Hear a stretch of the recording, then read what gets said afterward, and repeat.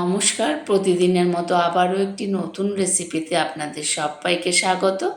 আজকে নিয়ে এসেছি একটি মাছের ঝোলের রেসিপি, মানে মাছের টকও বলতে পারেন, ঝোলও বলতে পারেন। এই রকমের কাঁচা আম দিয়ে বাটা মাছ। এই রান্নাটি অসাধারণ লাগে। মশলার জন্য নিয়েছি সর্ষে আর জিরে, একসঙ্গে বেটে নেব। আমি কাঁচা আমটা কেটেই নিয়েছি, একটা ছোট সাইজের আম কিন্তু আমি কেটে নিয়েছি, নাহলে মাছে কিন্তু অতিরিক্ত টক হয়ে গেলে খেতে ভালো লাগবে না। সেই কারণে মাছের মধ্যে প্রথমে আমি নুন হলুদ মাখিয়ে নেব। যে সকল বন্ধুরা আমার ভিডিও দেখতে দেখতে লাইক দিতে ভুলে গেছেন আমার চ্যানেলটিকে, প্লিজ একটি ভিডিওটিতে লাইক দিয়ে ভিডিও দেখুন এবং পারলে একটি হাইপ করে দেবেন। নুন হলুদ দিয়ে এবার মাছের মধ্যে ভালো করে মাখিয়ে 5 মিনিট মতন রেস্টে রেখে দেব। আর যারা এখনও আমার চ্যানেলটি সাবস্ক্রাইব করতে ভুলে গেছে, প্লিজ তাদের কাছে অনুরোধ, একটি সাবস্ক্রাইব করে পাশে থাকা বেল আইকনটি প্রেস করে চ্যানেলটির পাশে থাকুন, যাতে নিত্য নতুন রেসিপি আপনি পেতে পারেন। শম্পার রান্নাঘরে কিন্তু পারফেক্ট বাঙালি রান্নার রেসিপিগুলোই আপনি পাবেন।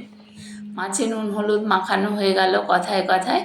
আমি কড়াই আগে থেকেই গ্যাসে বসিয়ে রেখে ওভেনে বসিয়ে রেখেছি, প্রিহিট করে নিয়েছি। এবার তেল দিয়ে দিলাম। আমি কিন্তু সর্ষের তেলেই রান্নাটি করব। সর্ষের তেলে মাছ রান্না করলে বা মাংস রান্না করলে খেতে কিন্তু অপূর্ব হয়।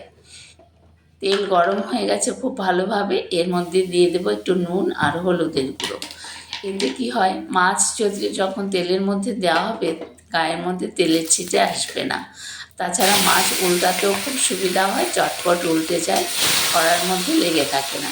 মাছগুলো এবার আমি দিয়ে দিচ্ছি এক এক করে, উল্টে পাল্টে লাল লাল করে ভেজে নেব মাছগুলো।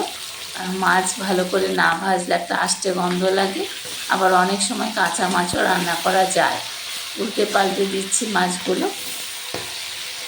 এইভাবে বন্ধুরা একবার আম দিয়ে বাটা মাছ রান্না করে খেয়ে দেখবেন, জাস্ট অসাধারণ লাগবে।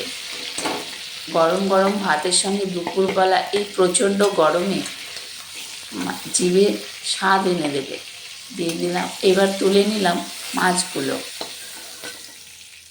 আর একটা মাছ বাকি আছে, সেটাও আমি কড়ার মধ্যে দিয়ে দিলাম, ভেজে নেব। আর আমি অফ ক্যামেরাতে মশলাটা বেটে নিয়েছি, জিরে আর সর্ষে, কাঁচা লঙ্কাও আছে ওর মধ্যে, দিয়ে একসঙ্গে ভেজে নিয়েছি। দিয়ে দিলাম 2 শুকনো লঙ্কা ফোড়নে। এবার দিয়ে দেবো গোটা সর্ষে। আপনারা চাইলে কালো জিরেও ফোড়ন দিতে পারেন, তবে আমি যেহেতু আম দিয়ে বানাচ্ছি সেই কারণে একটু সর্ষেই ফোড়ন দিলাম। খুব সুন্দর গন্ধ বেরোয়। এইবার বেটে রাখা মশলাটা এর মধ্যে অ্যাড করে দিলাম তেলের মধ্যে। খুব ইজি প্রসেসে, খেতে কিন্তু অপূর্ব লাগে। দিয়ে দিলাম মশলাটা, পুরো মশলাটাই আমি দিয়ে দিয়েছি। এবার দিয়ে দিলাম আমের টুকরোগুলো। আম কিন্তু আমি খুব কম দিয়েছি, খেয়াল করবেন। অতিরিক্ত আম দিলে কিন্তু খেতে পারবেন না, ভীষণ টক হয়ে যাবে। তাই আম আপনারা মাছের পরিমাণ বুঝে আম অ্যাড করবেন। এবার একটু জলও দিয়ে নিলাম, যাতে মশলাটা পুড়ে না যায়। মিক্সিটা ধুয়েই জল দিলাম। দিয়ে দেবো হলুদের গুঁড়ো। এই রান্নাটা খেতে দারুণ, একবার বানালে কিন্তু বারবার বানাবেন। অসাধারণ স্বাদ এই মাছের। দিয়ে দিলাম স্বাদ মতো নুন আর হাফ চামচ হলুদের গুঁড়ো, হাফ চা চামচ। নাড়াচাড়া করে মশলাটা খুব ভালো করে কষিয়ে নেব। জিরে আর সর্ষে বাটা দিয়ে মাছ রান্না করলে এমনিতেও খেতে কিন্তু খুব ভালো হয়। মশলা থেকে তেল বেরিয়ে এসেছে, আমটাও কিন্তু অনেকটাই সেদ্ধ হয়ে গেছে, দেখুন অনেকটাই সেদ্ধ হয়ে গেছে আম। সুন্দর একটা গন্ধ বেরিয়েছে। এইবারে এর মধ্যে জল দিয়ে দেব। আমি কিন্তু সেই মশলা বাটার মিক্সিটা ধুয়েই জল দেব। মশলাটা আপনারা চাইলে শিলেও বেটে নিতে পারেন। একদম খুব সুন্দর করে কষিয়ে নিচ্ছি মশলাটা যত কষাবেন রান্নাটা কিন্তু তত খেতে ভালো হবে।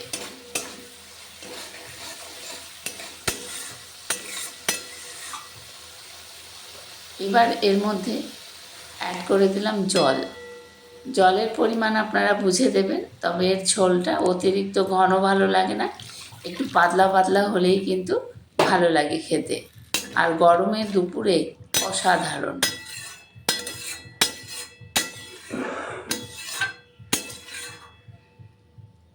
এবার ফুটে উঠলেই দিয়ে দেব মাছগুলো। তার আগে দিয়ে দিলাম কয়েকটা চেরা কাঁচা লঙ্কা, তাহলে ফ্লেভারটা খুব সুন্দর হয়।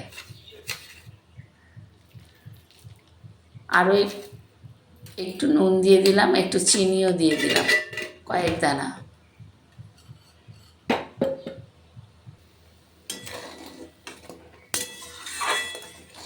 মাছের গ্রেভিটা পুরো ফুটে উঠেছে।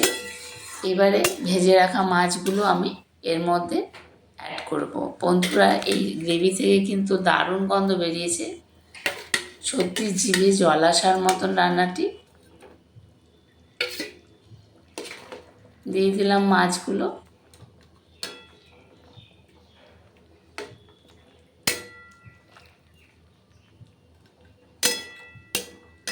একেবারে ইউনিক একটা মাছের ঝোলের রেসিপি, আপনারা বাড়িতে একবার বানিয়ে দেখবেন, অপূর্ব লাগবে। একটু ঢাকা দিয়ে দিলাম যাতে কাঁচা লঙ্কার গন্ধ আর আমের গন্ধ মাছের মধ্যে ভালোভাবে যায়। রেডি হয়ে গেছে প্রায়, দেখুন দেখতে কতটা সুন্দর লাগছে, খেতেও কিন্তু অপূর্ব।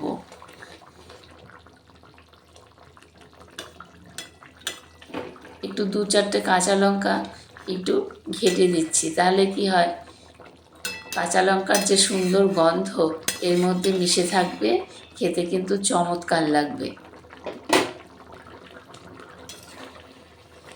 বাটা মাছের পরিবর্তে আপনারা যে কোনো মাছ দিয়ে এই রান্নাটি করতে পারেন। রুই, কাতলা সব কিছু দিয়েই কিন্তু করা যায়। মাছ রান্না কমপ্লিট। একটি পাত্র নিয়েছি, এর মধ্যে আমি সার্ভ করে দেখাচ্ছি। দেখুন কতটা সুন্দর আর কতটা লোভনীয় হয়েছে। এরকম পাতলা পাতলা ঝোলটাই কিন্তু খেতে ভালো লাগে। অনেকে এটাকে মাছের টক বলেন, কিন্তু আমার মনে হয় মাছের টক না, আমি আমবাটা বলি। আমবাটা খেতে কিন্তু দারুণ লাগে। আপনারা বাড়িতে একবার বানিয়ে খেয়ে দেখবেন, অপূর্ব খেতে হয় এই আমবাটা। টক মিষ্টি ঝাল একটা স্বাদ থাকে। রেসিপিটি কেমন লাগলো কমেন্ট করে জানাতে কিন্তু ভুলবেন না। ভিডিওটি ভালো লাগলে লাইক, কমেন্ট, শেয়ার ও একটি সাবস্ক্রাইব করে পাশে থাকা বেল আইকনটি প্রেস করে চ্যানেলটির পাশে থাকবেন। আত্মীয় বন্ধু বান্ধবের মাঝে পারলে ভিডিওটি শেয়ার করে দেবেন। দেখুন কতটা সুন্দর, কতটা লোভনীয় হয়েছে, কত সহজ পদ্ধতিতে কত সুন্দর সুস্বাদু একটি মাছের রেসিপি তৈরি করা হয়ে গেল। আপনারা সকলে ভালো থাকবেন। ধন্যবাদ সবাইকে সাথে থাকার জন্য। দেখা হবে আবার পরের অন্য কোনো রেসিপিতে। টাটা, ভালো থাকবেন।